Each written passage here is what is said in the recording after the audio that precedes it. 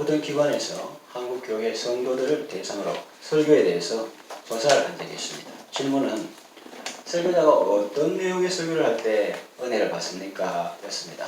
거의 대부분의 사람들이 은혜를 받았다고 대답한 설교 내용은 번영과 축복에 관한 것이었습니다. 그 다음으로 많은 사람들이 은혜를 받았다고 말한 설교 내용은 사랑과 위로에 대한 것이었습니다.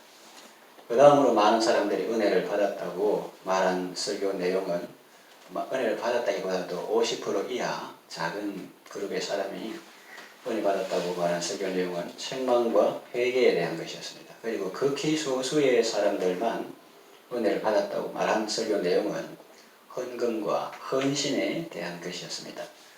물론 표본조사라서 오차는 있을 수 있겠습니다. 그러나 어느 정도 설교를 듣는 사람들의 성향을 알 수 있습니다.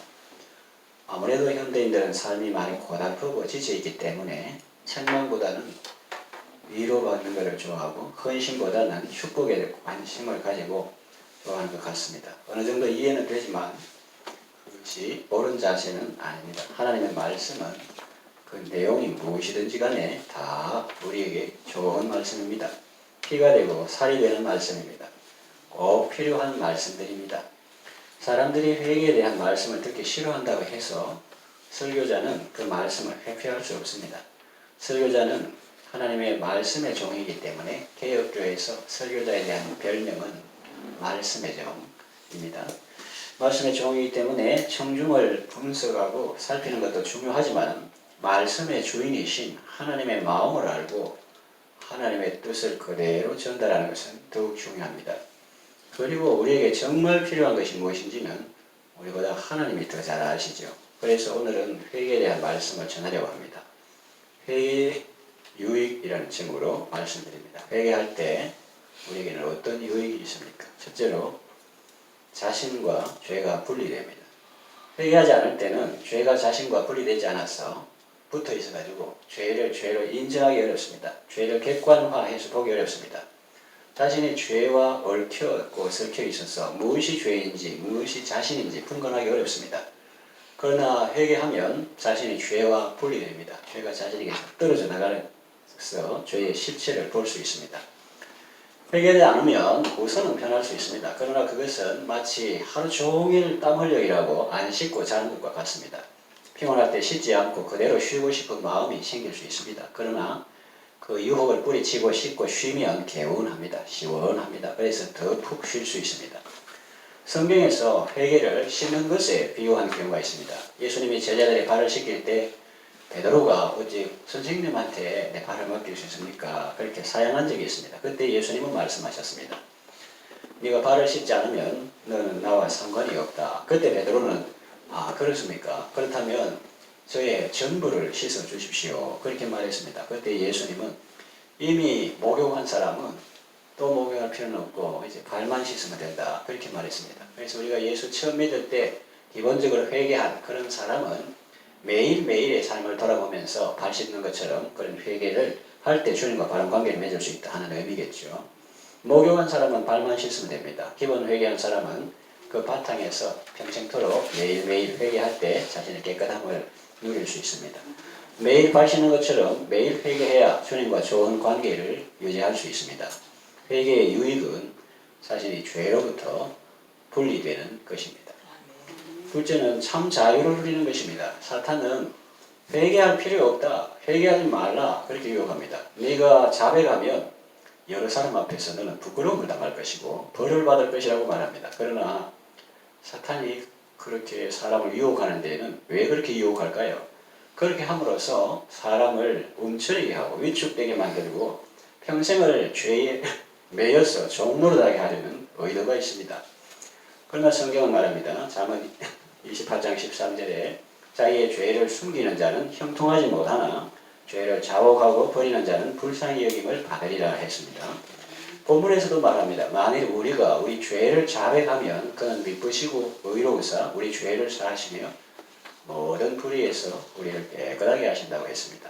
그래서 모든 불의에서 우리를 깨끗하게 하십니다. 죄의 영향력에서 벗어나게 하십니다. 그래서 그 사람은 그때부터 참 자유를 누리게 되는 것이죠. 회개의 유익은 참 자유를 누리게 되는 것입니다. 실제로는 쓰임받는 그릇이 되는 것입니다. 큰 집에 가면은 많은 그릇들이 있죠. 재질에 따라서 금으로 만든 그릇도 있고 은으로 만든 그릇도 있고 노수로 만든 그릇도 있고 흙으로 만든 질그릇도 있습니다. 그 크기에 따라서 아주 큰 그릇도 있고 중간 그릇도 있고 작은 그릇, 종재기 같은 그런 그릇도 있습니다. 찻잔 같은 그릇도 있고 크고 좋은 재질로 만들어진 그릇이라도 그 그릇이 깨끗하지 못하면 더러운 것이 담겨져 있거나 묻어 있으면 사람들이 쓰지 않습니다. 흠이 있거나 오물이 묻었으면 쓰지 않습니다.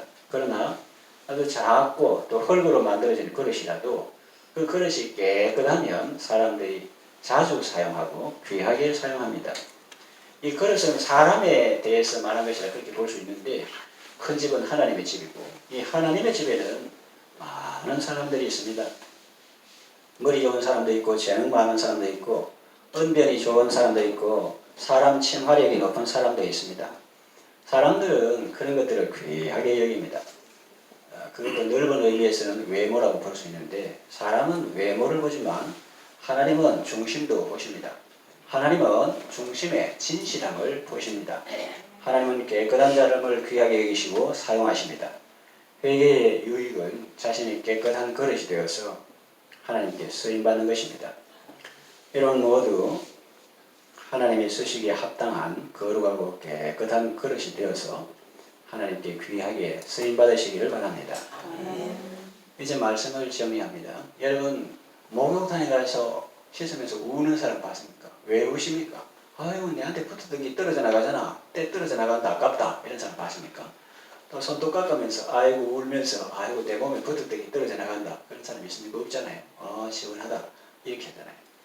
그래서 죄가 내하고 붙어있고 할 때는 내가 그것이 막 불편하고 답답하고 그런데 그것이 떨어져 나갈 때 우리는 참 자유함과 시원함을 누릴 수 있죠. 혹시 회개하는 것을 부담스러운 일로 생각하십니까? 아깝다. 그거 붙여놔야지. 그거 왜 떨어지냐 이렇게 하십니까? 회개하는 것을 부담스러운 일로 생각하십니까? 그래서 회개를 차일피일 미루고 있지는 않습니까? 그것은 사탄의 속임수에 넘어가는 것입니다. 회개는 부담스러운 것이 아니라 시원한 것입니다. 그것은 마치 먼지와 땀으로 범벅이 된 몸을 깨끗이 씻는 것과 같습니다. 차일피일 미룰 일이 아니라 제일 먼저 해야 할 일입니다. 회개함으로 영적으로나 육적으로나 건강하고 복된 삶을 살아가시기를 바랍니다.